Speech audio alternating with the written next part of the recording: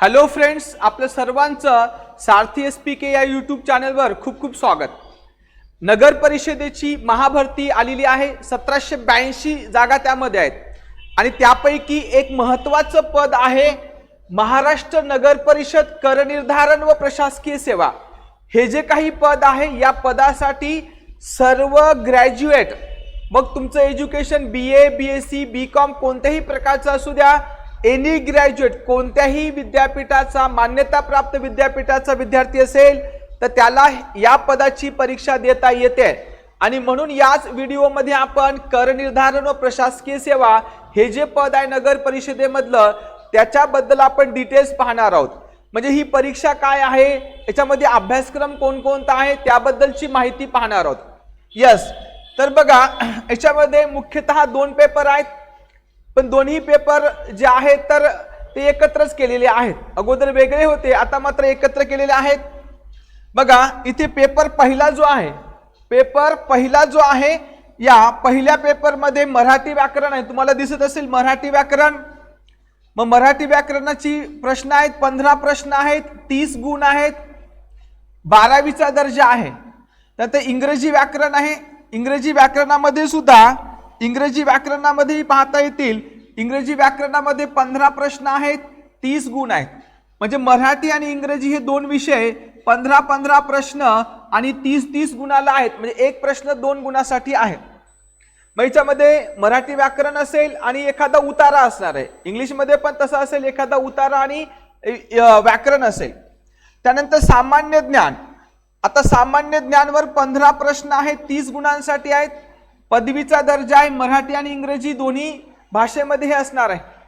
मग सामान्य ज्ञानमध्ये मात्र कोणकोणते विषय ते आपण पुढे पाहणारच आहोत. त्यानंतर बौद्धिक चाचणी आहे. म्हणजे पेपर पहिला जो आहे याच्यामध्ये मराठी आहे, इंग्रजी आहे, सामान्य ज्ञान आणि बौद्धिक चाचणी. आणि प्रत्येक 15 प्रश्न आहेत. म्हणजे एकूण तुमचे 60 प्रश्न झालेले आहेत.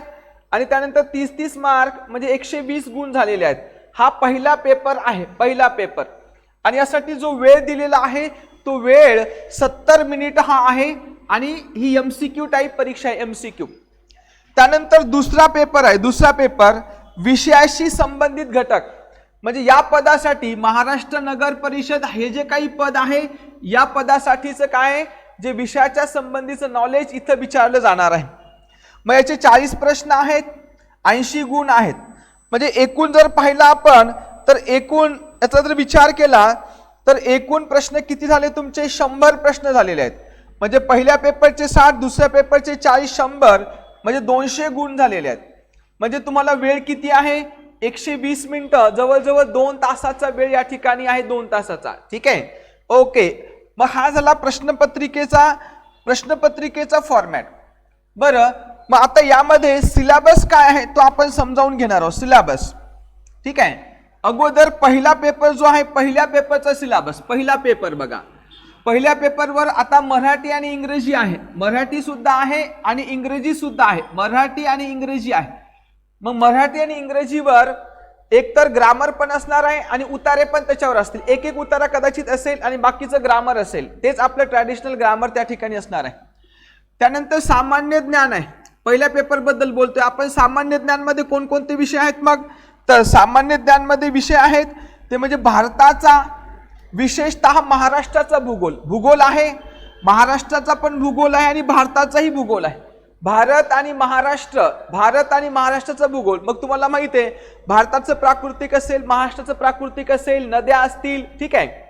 त्यानंतर भारतीय राज्यव्यवस्था म्हणजे आपलं संविधान, घटना निर्मितीची प्रक्रिया, घटनेची वैशिष्ट्ये, मूलभूत हक्क वगैरे, भारतीय राज्यव्यवस्था. त्यानंतर पर्यावरण आहे. पर्यावरणामध्ये काय असणार मग जैवविविधता म्हणजे काय असेल. ठीक आहे, किंवा पर्यावरणासंबंधी विविध संकल्पना, कायदे हे पर्यावरणावर विचारले जाणार आहे. ठीक आहे. त्याच्यानंतर कोणता विषय आहे भारताचा, विशेषतः महाराष्ट्राचा इतिहास आहे. म्हणजे भारताचा इतिहास, काँग्रेस, स्वातंत्र्याच्या चळवळी, महात्मा गांधीच्या चळवळी हे सगळं, आणि महाराष्ट्राचा इतिहास म्हणजे समाज सुधारक वगैरे. त्यानंतर भारतीय अर्थव्यवस्था, विशेषतः महाराष्ट्राची अर्थव्यवस्था. मग याच्यामध्ये काय असेल तुमचं टॅक्सेस असतील, राष्ट्रीय उत्पन्न, आंतरराष्ट्रीय व्यापार हे सगळं, पंचवार्षिक योजना, वगैरे हे सगळं त्यामध्ये असेल. त्यानंतर बजेट, अर्थसंकल्प, चालू घडामोडी जागतिक व भारतासंबंधी, मग त्या राजकीय असू शकतील, ठीक आहे, देशाच्या संबंधी असतील, राज्याच्या संबंधी असतील, आंतरराष्ट्रीय असतील, जसं आता चांद्रयान-3 लॉन्च करणार आहोत आपण, ठीक आहे. यस, मग अशा चालू घडामोडी जग, भारत याच्या संबंधी असणार आहेत. त्यानंतर बुद्धिमापन चाचणी असणार आहे. बुद्धिमापन चाचणी हा आहे तुमच्या पहिल्या पेपरचा अभ्यासक्रम, मराठी, इंग्रजी आणि मग सामान्य ज्ञान मध्ये तुमचा भूगोल आहे, राज्यघटना, पर्यावरण वेगळं आहे बरं, इथं पर्यावरण आहे, इतिहास आहे, अर्थशास्त्र सुद्धा आहे, चालू घडामोडी आणि बुद्धिमापन चाचणी आहे. म्हणजे तुम्ही जे काही आतापर्यंत तयारी करत होता राज्यसेवा कंबाईन असेल तेच तुम्हाला या ठिकाणी कामी येणार आहे, ठीक आहे.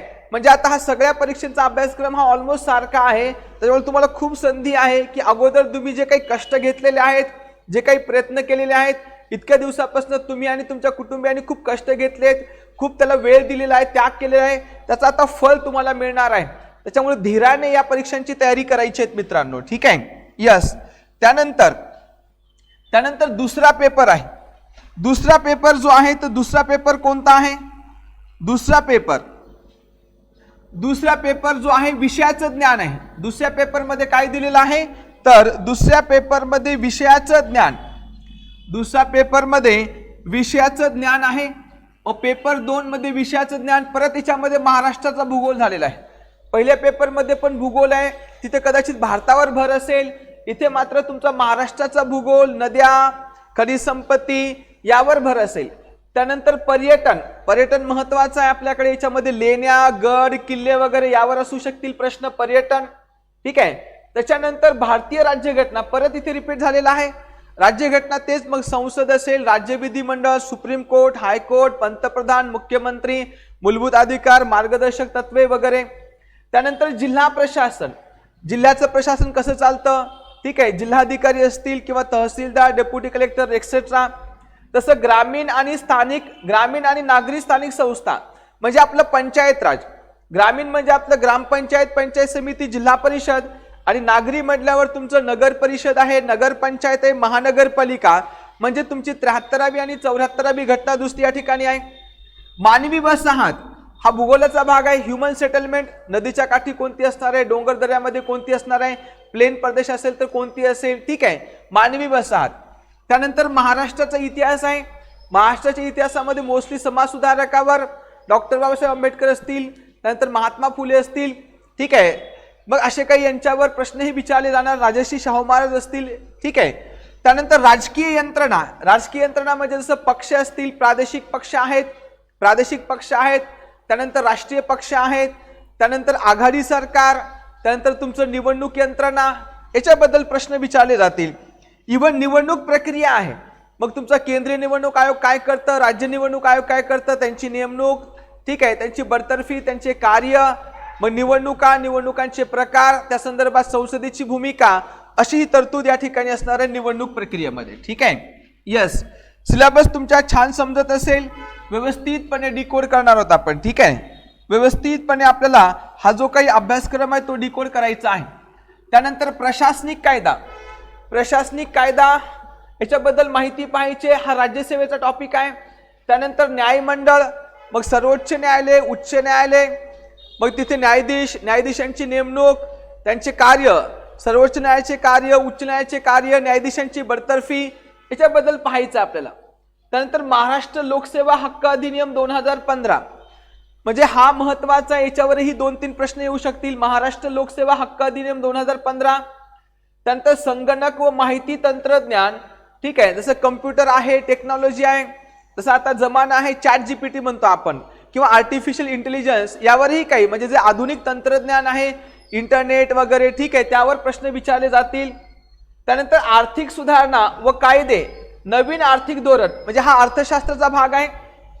1991 ला आपण आर्थिक सुधारणा केल्या होत्या, जसं बँकिंग क्षेत्रामध्ये, वित्तीय क्षेत्रामध्ये, भांडवली क्षेत्रामध्ये, आंतरराष्ट्रीय व्यापार, सगळ्या क्षेत्रामध्ये त्यावर प्रश्न विचारतील.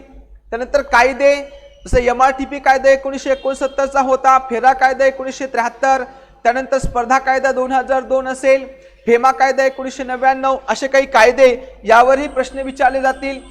तसंच कामगार कल्याण मग कामगाराच्या संदर्भात वेगवेगळे कायदे कोणकोणते आहेत, कामगाराच्या संदर्भात योजना कोणकोणत्या आहेत त्यावर प्रश्न. जसं आता कामगारांना पेन्शन मिळावी म्हणून अटल पेन्शन योजना आपल्याकडे आहे, यस असं काही विचारलं जाईल. त्यानंतर माहितीचा अधिकार कायदा, आपण राज्य शासन किंवा केंद्र शासन यांची माहिती मागून घेऊ शकतो. त्याची प्रोसिजर की माहितीचा अर्ज आपण कोणाकडे करायचा, किती दिवसामध्ये माहिती मिळेल, नाही माहिती मिळाली तर शिक्षा किती होऊ शकते तो अधिकाऱ्याला, हे सगळ्या तरतुदी इथे दिलेल्या आहेत. त्यानंतर भ्रष्टाचार प्रतिबंध कायदा 1988 हा महत्वाचा आहे की कोणत्याही लोकसेवकाने भ्रष्टाचार करू नये त्यासाठीचा हा कायदा आहे. म्हणजे या कायद्यात कलम कोणते आहेत, शिक्षा काय आहे, अधिकारी काय ते आपल्याला पाहायचं आहे. त्यानंतर परत सार्वजनिक वित्त व्यवस्था म्हणजे हा तुमच्या अर्थशास्त्राचा भाग आहे. मग सार्वजनिक वित्त म्हणजे काय, सरकारचा अर्थसंकल्प काय असतो, सरकारची जमा काय, खर्च काय, अर्थसंकल्प कोण मांडतं, अर्थसंकल्पाचा इतिहास, वेगवेगळ्या तुटीचे प्रकार, प्राथमिक तूट, राजकोषीय तूट असेल, चलनविषयक तूट असेल, वित्तीय तूट असेल, हे सर्व आपल्याला यामध्ये डिस्कस करायचं आहे. म्हणजे तुमचं राज्यघटना पण आहे, पंचायत राज आहे, इकॉनॉमिक्स आहे, काही कायदे सुद्धा यामध्ये दिलेले आहेत. म्हणजे हा जवळजवळ असं म्हणता येईल की एक राज्यसेवेचा जो काही सिलेबस आहे तो या ठिकाणी दिलाय मित्रांनो. ठीक आहे, ओके. मग तुम्हाला हा अभ्यासक्रम जो आहे हा अभ्यासक्रम समजला असेल मित्रांनो की आपला हा अभ्यासक्रम कसा आहे. ठीक आहे, ओके. सो आता या अभ्यासक्रमावर तुमची एक जबरदस्त तयारी होणार आहे, जबरदस्त तयारी करून घेतली जाणार आहे आणि त्याच्यासाठी म्हणून आपण बॅच लॉन्च केलेली आहे मित्रांनो. ठीक आहे, यासाठी म्हणून आपण बॅच लॉन्च केलेली आहे. Yes, okay. बॅच बद्दल थोडेसे डिटेल्स तुम्हाला सांगतो मी. बॅच बद्दल, बॅचचे डिटेल्स, आपली ही बॅच महाराष्ट्रामध्येही स्वस्त दरामध्ये तुम्हाला उपलब्ध होणार आहे. अगदी स्वस्त दरामध्ये ही बॅच आहे. ठीक आहे, अगदी स्वस्त दरामध्ये तुम्हाला ही बॅच उपलब्ध होणार आहे. बॅच मध्ये ही सगळी फॅकल्टी आहे फ्रेंड्स. ठीक आहे, ही सगळी फॅकल्टी तुम्हाला टीच करणार आहे. महाराष्ट्रातली नामवंत अशी फॅकल्टी आहे आणि मला विश्वास आहे की तुम्ही या फॅकल्टीकडून जर शिकलात तर 100% तुम्ही ही परीक्षा पास होणार आहात. ठीक आहे, मी स्वतः आहे सच्चिदानंद लिंबाळकर, MPSC मुलाखत 3 वेळा दिलेली आहे मित्रांनो. मी राज्यघटना अर्थव्यवस्था हा विषय घेणार आहे. मागच्या 10 वर्षापासून शिकवण्याचा अनुभव आहे. UPSCचाही मेन्सचा अनुभव आहे माझा. दिल्ली आणि पुण्यामध्ये तयारी केलेली आहे. त्यानंतर संदीप गोरे सर आहेत, लेखक आहेत, इतिहास आणि भूगोल ते घेणार आहेत. उत्कृष्ट फॅकल्टी, 10 वर्षाचा त्यांचा शिकवण्याचा अनुभव आहे. त्यानंतर अशोक आवनकर सर आहेत, महाराष्ट्रातली ग्रेट फॅकल्टी, 15 वर्षापासून शिकवत आहेत इंग्रजी व्याकरण. संजय बिडबे सर आहेत, 22 वर्षापासून शिकवत आहेत मराठी व्याकरण. त्यानंतर मंगेश लोंढे सर आहेत, गणित बुद्धिमत्ता शिकवत आहेत, 6 वर्ष त्यांना शिकवण्याचा अनुभव आहे.